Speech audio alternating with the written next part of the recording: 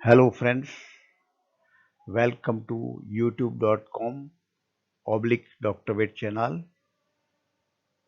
I am Dr. P.R. Patel, Professor and Head Veterinary Medicine.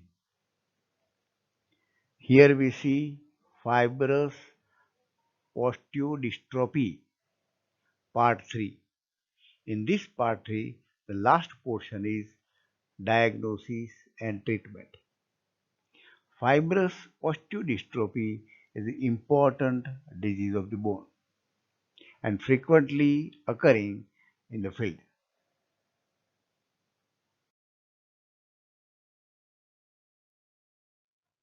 Here we see the diagnosis part of the fibrous osteodystrophy. For the diagnosis, observe the characteristic clinical signs of bone. We have already seen characteristic clinical signs, so there is no doubt about the disease. From clinical signs only we can make the diagnosis. Some cases are due to kidney disease also. So along with that, the symptoms of kidney disease or kidney failure is also observed.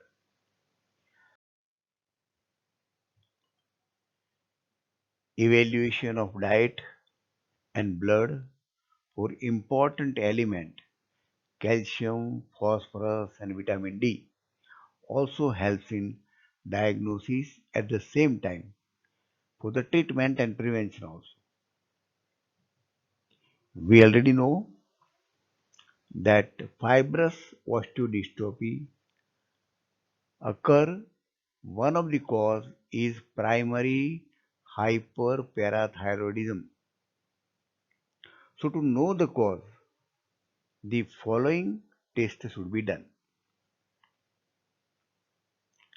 Blood test, in that increased level of calcium with a raised level of parathyroid hormones are typically found. With this characteristic blood test finding, we can provide a diagnosis and go for the treatment. Another is radiography of parathyroid gland. We know that if there is lesion in the parathyroid gland, there is primary hyperparathyroidism occur and it causes osteodystrophy fibrosa. So by radiography, we can see the lesions in the gland, especially the neoplasm.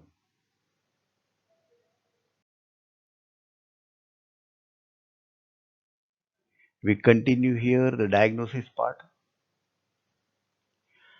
The osteodystrophy fibrosa is also due to secondary hyperparathyroidism, and that is due to kidney disease or kidney failure.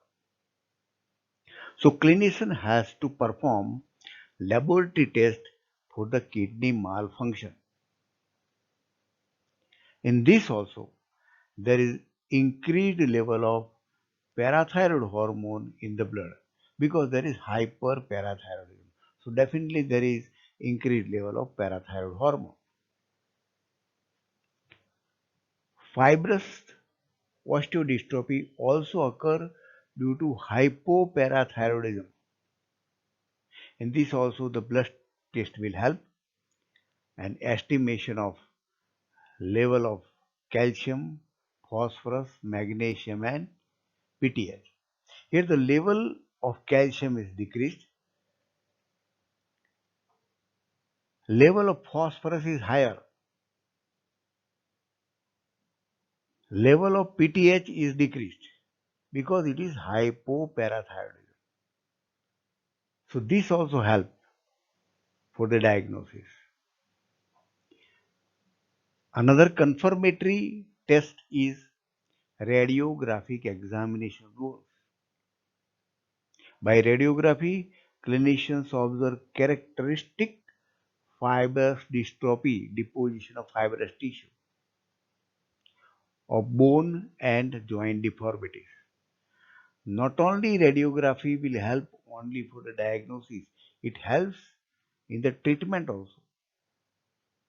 It helps in deciding the treatment and to see the improvement of the treatment also.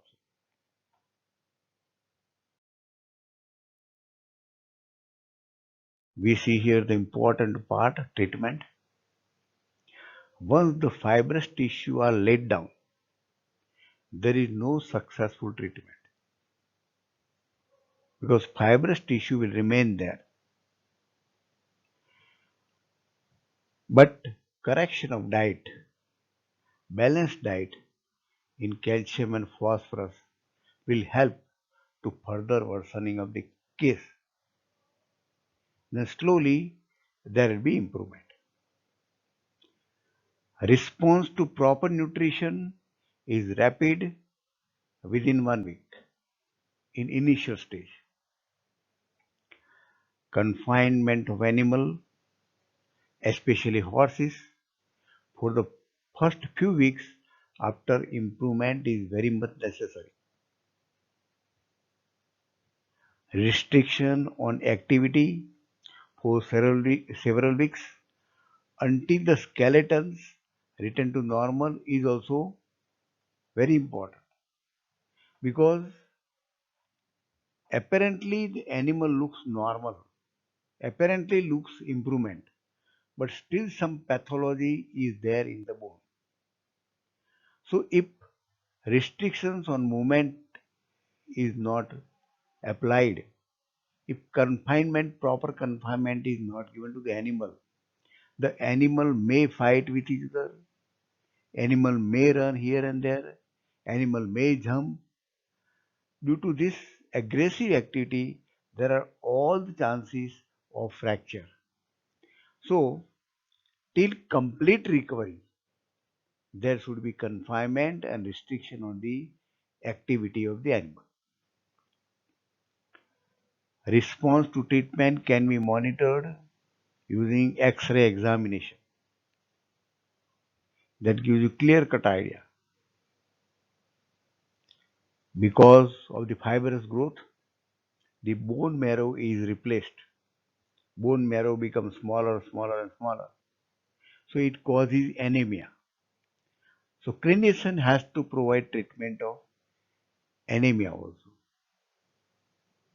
For the treatment of anemia, the clinician can give hematinics, iron, copper, cobalt, folic acid, vitamin B12, protein, etc.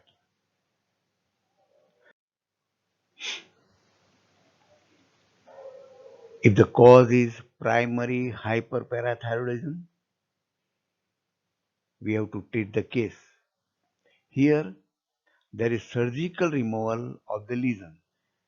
Sometimes clinician is required to remove one or more glands. That surgery is called as parathyroidectomy.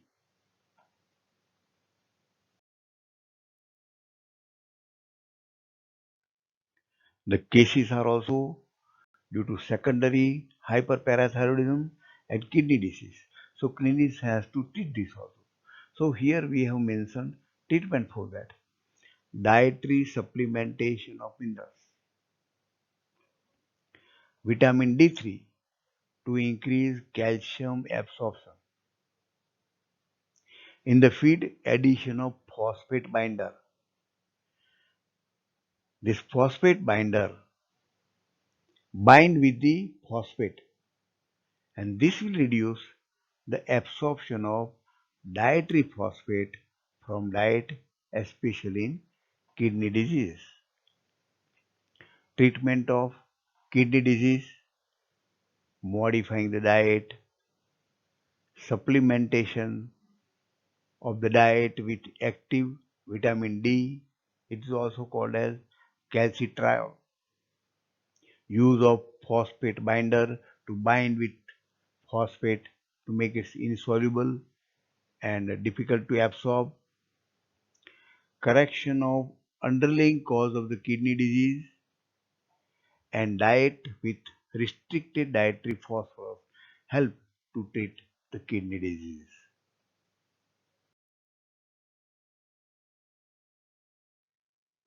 Fibrous osteodystrophy also occur due to hypoparathyroidism. Clinician has to treat. Here is the treatment is mentioned. Diet high in calcium, low in phosphorus, and supplemented with calcium and vitamin D3. Oral calcium supplement.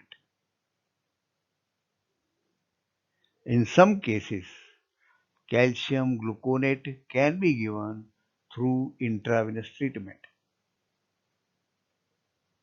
Vitamin D in high doses helps to absorb calcium and to eliminate phosphorus. Magnesium ion also can be given for the treatment of hypoparathyroidism to increase the urine formation and excretion of phosphorus. Use thiazide diuretics, and because of the hypoparathyroidism, use parathyroid hormone. So by this way, by giving the proper diagnosis and by knowing the cause, the treatment is successful and appropriate. If appropriate treatment is given, there will be early recovery. Otherwise, by simply giving treatment, there will not be any improvement. So, treatment is according to the etiology.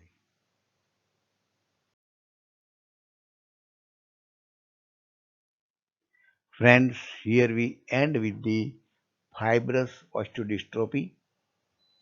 Requested to share this information to veterinarians and veterinary students and to promote the channel, to support the channel so that I can continue putting such information on other diseases also. Requested to subscribe this channel. Thank you very much for observing this video.